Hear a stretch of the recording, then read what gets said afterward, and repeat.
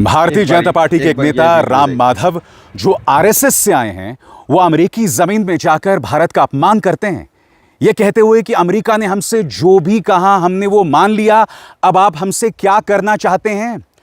और जब भारत में बवाल होता है तो कहते हैं कि मुझसे गलती हो गई, मैंने गलत बात कही। राहुल गांधी ने इस पर करारा प्रहार किया है आरएसएस पर, और वो कह रहे हैं कि ये राष्ट्रीय सरेंडर संघ है, यानी कि राष्ट्रीय आत्मसमर्पण संघ।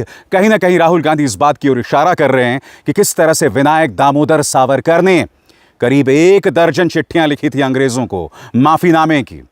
कहीं ना कहीं इस संदेश के जरिए राहुल गांधी ये कह रहे हैं कि हमारे स्वतंत्रता संग्राम में आरएसएस का कोई योगदान नहीं था।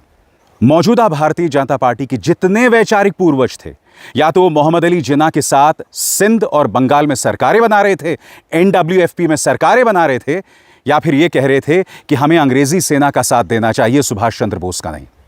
सबसे पहले मैं आपका ध्यान खींचना चाहूंगा राहुल गांधी ने दरअसल क्या कहा है आपकी स्क्रीन पर। राष्ट्रीय सरेंडर संघ, फर्जी nationalism in Nagpur, pure servility in USA, Ram Madhav has only revealed Sangh's true nature. यहां पर राहुल गांधी कह रहे हैं कि यह राष्ट्रीय आत्मसमर्पण संघ है, यह फर्जी राष्ट्रवाद है नागपुर का, और अमेरिका में जाकर पूरी तरह से नतमस्तक हो गए। राम माधव ने कहीं ना कहीं आरएसएस के सही चरित्र को दुनिया के सामने रखा है।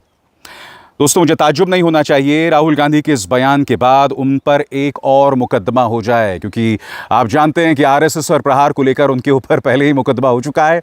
लिहाजा मुझे ताज्जुब नहीं होना चाहिए कि जो काम राम माधव ने किया है और इस पर जो राहुल गांधी आरएसएस पर प्रहार कर रहे हैं, कोई उन पर मुकदमा भी कर दे।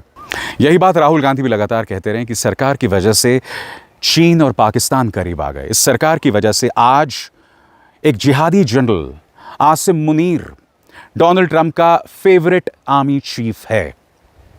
मैं एक बात स्पष्ट कर दूं, मुझे परवाह नहीं है कि मेरे प्रधानमंत्री जो हैं वो ट्रंप के पसंदीदा हों। मुझे परवाह है जब मेरे प्रधानमंत्री खामोश रहते हैं, कुछ नहीं कहते हैं।